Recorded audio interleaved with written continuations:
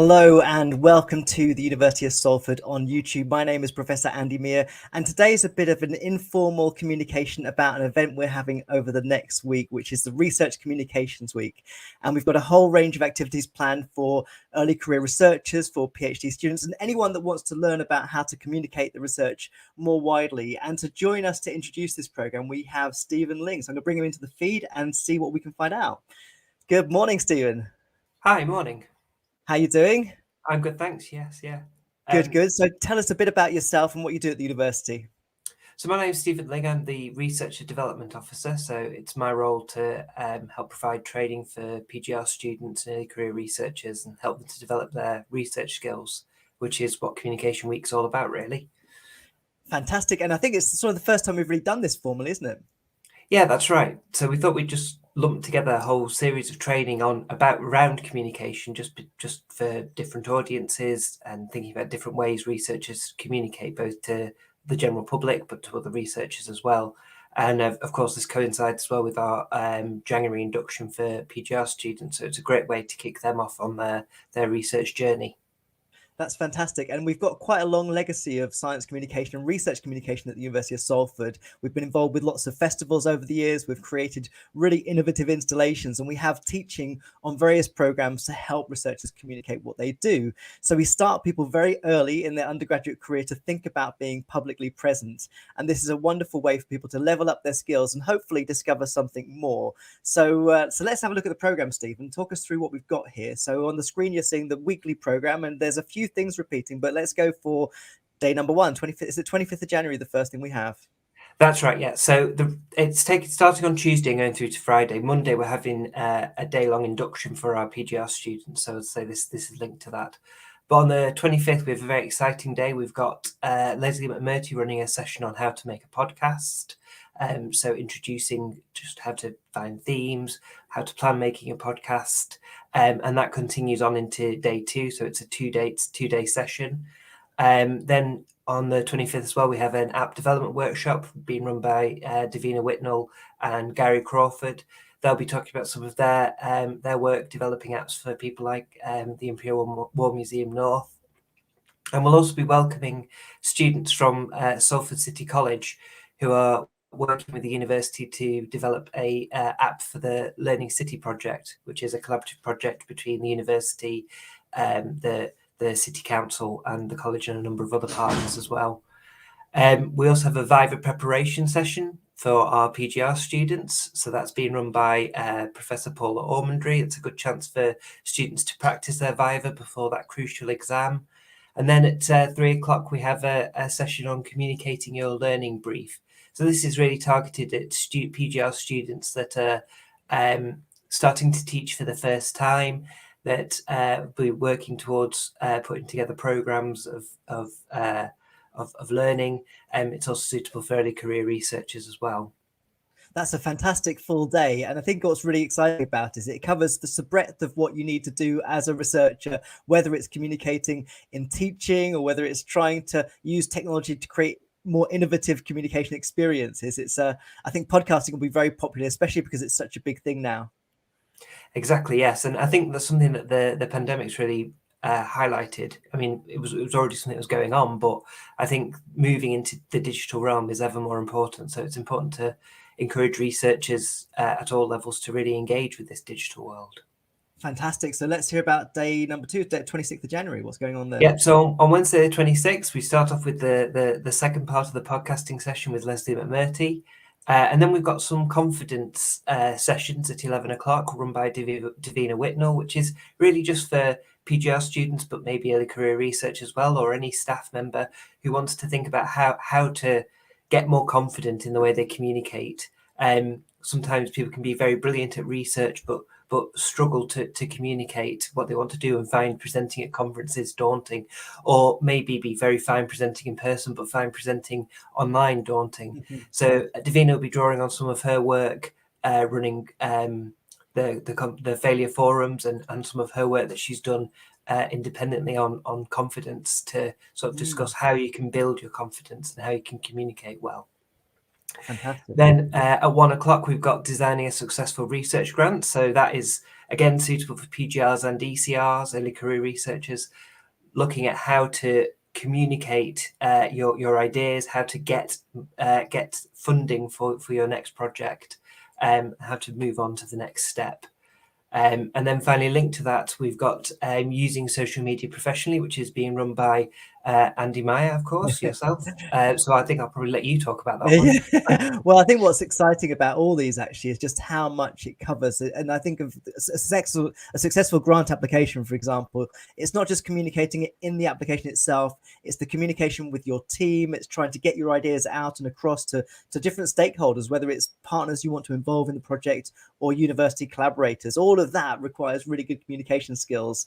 Social media, we'll talk about how to use it professionally. And I often encourage my students to think of it as professional media rather than social media. It's the place where you can discover communications with collaborators or new forms of expression, or even just to level up your creativity skills, which I think makes it even more fun too. So hopefully in those sessions we'll talk about how to make stuff, but also how to make it strategically to make it work for you.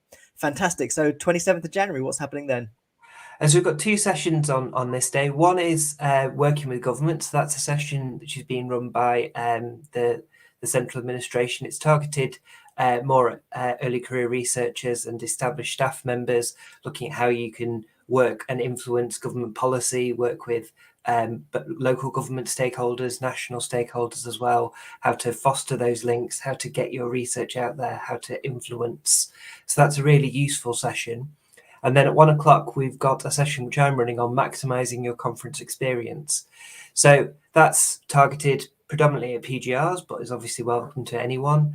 And that's just thinking about, number one, how you can communicate your research at a conference. So good presenting tips for presenting online and in person, how to make use of PowerPoint or Prezi or whatever it is you want to use, but also thinking about what else you can do at conferences, how to network at conferences, how to go and introduce yourself to the bigwigs in your field, how to talk about your research, having your one sentence summary, having your little paragraph that you might want to talk about. And how to just be confident about the fact that you are an expert in your field and you've got something to contribute. Because it's often at those conferences that you move on to the next stage. You might get included in a project to produce an edited book on a particular field, or you might get invited to another conference. It can really open doors, or you might find your a link for someone who might help you in your early career, someone who might you might want to put a Leavey grant in with, for instance. So it's really focusing on that. So I think that's going to be really useful for PGR students to think about everything they can get out of a conference. Definitely. And there's so much in this program. It's a fantastic week. I think working with government, how, the last couple of years, especially with COVID-19, how important it is to be able to get your ideas across to policymakers to help them understand what it is you're doing and the importance of it. And certainly conferences. I mean, I know there's certain things you can do with social media to automatically tweet during your presentation, which may be a way for you then to build engagement as you're speaking. Because, of course, we know that at events, especially online events, developing that digital communication strategy across your communication is so important. Or transforming your presentation into slides that you can attach to a tweet, for example, are great things to do to extend your reach further. Fantastic. And then 28th of January, I think I kick off that first session on the 28th, don't I? You do, that's right. Yes, yeah. So a lot of what we will talk about is, again, the different values of communicating your research, whether it is in arts, business, health, or science. It's really trying to think about what is the value it brings to the public. And at the University of Salford, we're going through a really useful and critical stage, I think, in rethinking our community engagement and trying to work out how best to bring value to local and regional community stakeholders, whether they are community groups or governance organizations, trying to map out that portfolio of organizations and audiences you want to reach, and how to do that effectively will be a big part of that session. And then what's after that? Reaching the audiences, Stephen. Yeah, so that's a session being run by Will Swan from the Energy House. And what he's going to do is talk about his experience with the Energy House and how that project's managed to successfully engage with both the general public and also with industrial partners. So it's a more sort of holistic session But obviously, the Energy House has been very successful engaging with influencers like Tom Scott, and has also got many industrial partners. And then after that, we're going to get a very exclusive tour of the new Energy House 2, which is opening next week. So we'll be some of the first people inside there. And hopefully any of our new PGRs will come along and really get a feel for that new and exciting project. The Energy House, for anyone who's not familiar with it, is a project to sort of test out different ways to make houses more energy efficient. So Energy House 1 was where they took an end of terrace Victorian house, rebuilt it inside one of the buildings in Salford, and they can control the climate in there. So they can make it freezing cold. You can have icicles on the building. You can heat it right up. And Energy House 2 is that, but on a much larger scale. So it's an enormous building on campus, and they're going to be able to do a lot with it. It's an extraordinary facility. And then we finalize with a really crucial session, which is how to prepare for your internal assessment, internal exam, and Viva. Tell us about that. Yep. So that again is targeted at PGR students of all levels. So if you're a first year thinking about your IA, a second year thinking about your IE, or a final year student focusing on your preparing for your Viva, this session will be run by Davina Whitnell, and it will just take you through what these different exams are, how to prepare for them, some of the process side of things. So it's quite similar to the one that's taking place earlier in the week, but it's much more focused on what will happen in those exams and how to prepare yourself. Whereas the one earlier in the week is really much more of a sort of mock Viva. So the two sort of go hand in hand as two sides of the same coin. But yeah, that's really great for students of any level, really, just to, again, build their confidence in communicating their research to examiners.